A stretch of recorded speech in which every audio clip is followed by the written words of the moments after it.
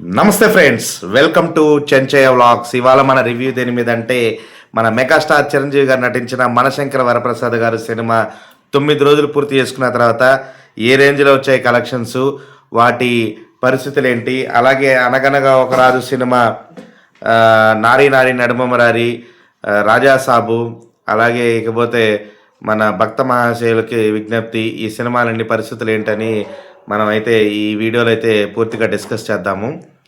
So megastar Chiranjeevi గారు నటించిన మనశంకర Varaprasad cinema అయితే రికార్డ్ కలెక్షన్ దిశగా అయితే మాత్రం బాక్సాఫీస్ దగ్గర దూసుకెళ్ళిపోతుంది. మండే రోజు టెస్ట్ అయితే కూడా పాస్ అయిపోయి భారీ కలెక్షన్ దిశగా ఆల్రెడీ డిస్ట్రిబ్యూటర్స్ బయ్యర్స్ అయితే ప్రాఫిట్ జోన్లోకి అయితే ఎంటర్ అయిపోయారు.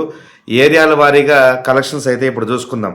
నైజాంలో అయితే కనుక 9 రోజులకు గాను 41 కోట్ల రూపాయలు అయితే షేర్ అయితే వసూలు చేసింది. ఇకపోతే సీడెట్లో 19.55 క్రోర్ కలెక్షన్ అయితే చేసిందనమాట. కోస్టల్ అంటే మొత్తం అంటే ఈస్ట్ గోదావరి, వెస్ట్ గోదావరి, కృష్ణా, గుంటూరు, నెల్లూరు ఇవన్నీ కలుపుకొని ఆల్మోస్ట్ 65.15 కోట్ల రూపాయలు అయితే వసూలు చేసింది. ఇది రికార్డ్ కలెక్షన్ అనే చెప్పుకోవాలి. కర్ణాటక, రెస్ట్ ఆఫ్ ఇండియా కలుపుకొని 11.5 క్రోర్ షేర్ అయితే వసూలు చేసిందనమాట. ఇది చాలా బిగ్ అచీవ్మెంటు. ఓవర్సీస్లో అయితే ఈ 9 రోజులకి బ్రేక్ ఈవెన్ పూర్తి చేసుకుని 30-40 లక్షల రూపాయల ప్రాఫిట్లకి అయితే బయ్యర్స్ వెళ్ళిపోయారని చెప్పాలి. 19.2 క్రోర్ అయితే వసూలు చేయడం జరిగింది. టోటల్గా సినిమా 156.4 కోట్ల షేరు, 250 కోట్ల రూపాయల గ్రాస్ అయితే వసూలు చేసి ఇది రీజనల్ మూవీస్లోనే రికార్డ్ అనే చెప్పుకోవాలి. ఈ సినిమా వీకెండ్ అయిపోయి సినిమా సెలవులన్నీ అయిపోయి వీక్ డేస్లోకి అడుగు పెట్టంగానే టెస్ట్ అయితే కంప్లీట్గా పాస్ అయిపోయిందని చెప్పుకోవాలి. దాదాపు 7-8 కోట్ల షేర్ అయితే వసూలు చేసి ఇంకా దీని సినిమాకి లాంగ్ రన్ అయితే బలంగా ఉందని నిరూపించుకున్నారనమాట.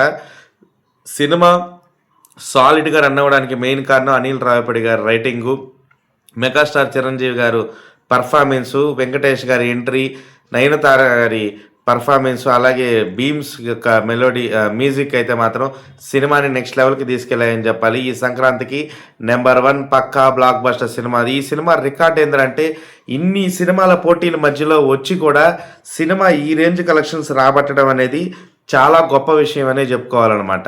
ఇదైతే ఒక రికార్డ్ అయితే అని చెప్పుకోవచ్చు. ఇకపోతే రాజా సాబ్ సినిమా అయితే మాత్రం కలెక్షన్ల పరుగు అయితే పూర్తిగా ఆగిపోయింది. ఇంతకుముందు వీడియోస్లోనే మనం తెలియజేసుకున్నాము. దాదాపు బయ్యర్స్ కొన్న వాళ్ళైతే 80-85 కోట్ల రూపాయల వరకు అయితే లాసెస్ అయితే రావడం జరిగింది. సినిమా 130-120 కోట్ల మధ్యలో షేర్ వచ్చింది. సినిమా 207 కోట్ల రూపాయలకి అమ్మడం జరిగింది. 80 కోట్ల రూపాయలు అయితే లాసెస్ అయితే చూడడం జరిగింది. సినిమా అయితే ఈ వీక్ డేస్ స్టార్ట్ అయిన తర్వాత పూర్తిగానే తుడిచిపెట్టుకుపోయిందని చెప్పాలి. కలెక్షన్స్ అయితే అంత ఆశించిన విధంగా అయితే లేవు. అలాగే భర్త మహాశైల విజ్ఞప్తి కూడా 20 కోట్ల పైనే బయ్యర్స్ అమ్మితే కనుక 11 కోట్ల రూపాయల వరకే షేర్ అయితే రాబట్టడం జరిగింది. వీక్ డేస్ ఎంటర్ అయిన తర్వాత సినిమా అయితే ఆశించినంత ఇదిగా ముందుకెళ్లే పరిస్థితి అయితే కనపడట్లేదు. దాదాపు 7-8 కోట్ల రూపాయల వరకు బయ్యర్స్ అయితే లాసెస్ అయితే పొందారనే చెప్పుకోవాలన్నమాట. ఇకపోతే అనగనగా ఒక రాజు సినిమా అయితే మాత్రం రికార్డ్ కలెక్షన్స్ దిశగా అయితే దూసుకెళ్ళిపోతుంది. వీక్ డేస్లో కూడా దాదాపు 2.5 కోట్ల రూపాయల షేర్ అయితే వసూలు చేసింది. ఇప్పటిదాకా సినిమా అయితే మొన్న 4-5 రోజులకే సినిమా 35 కోట్ల రూపాయల షేర్ అయితే వసూలు చేసింది.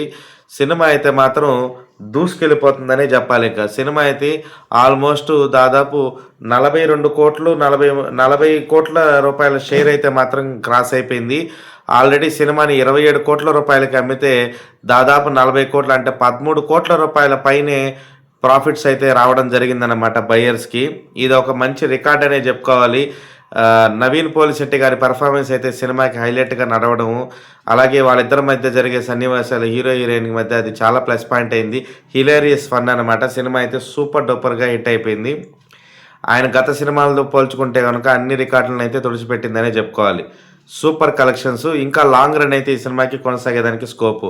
అలాగే నారీ నారీ నడుమమరారి బాలయ్య గారి టైటిల్తో పెట్టుకొని వచ్చిన శర్వానంద్ గారి సినిమా అయితే మాత్రం ఈసారి అంతకుముందు ఆయన శతమానం భవతి సినిమాతో సంక్రాంతికి బ్లాక్ బస్టర్ కొట్టాడు. ఆ తర్వాత ఈ సినిమా కూడా శర్వానంద్ కెరీర్లోనే బిగ్గెస్ట్ హిట్గా అయితే నిలవడం జరుగుతుంది. కలెక్షన్స్ అయితే మాత్రం దంచుకుంటుంది. వీక్ డేస్ ఎంటర్ అయినప్పటికీ 1,70,00,000 షేర్ అయితే రావడం జరిగింది.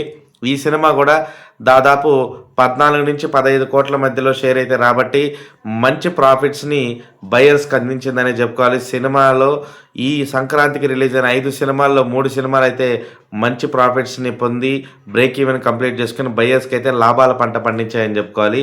మిగిలిన 2 సినిమాలు అయితే మాత్రం ఆశాజనకంగా అయితే లేవు. బయర్స్ అయితే చాలా నష్టాలు అయితే ఇబ్బంది పడ్డారు. సో ఓవరాల్గా చెప్పాలంటే 70% రేషియోతో ఈ సంక్రాంతి అయితే సక్సెస్ఫుల్గా ముగించుకొని మరిన్ని కలెక్షన్స్ వచ్చేదానికోసం ప్రయత్నిస్తున్నారు. మరిన్ని అప్డేట్స్ కోసం మన చంచయ్య వ్లాగ్స్ని సబ్స్క్రైబ్ చేసుకోండి. తిరిగి మన నెక్స్ట్ వ్లాగ్లో వస్తున్నంత వరకు సెలవు. ఇట్లా మీ Chanchayya vlog signing off. Bye bye.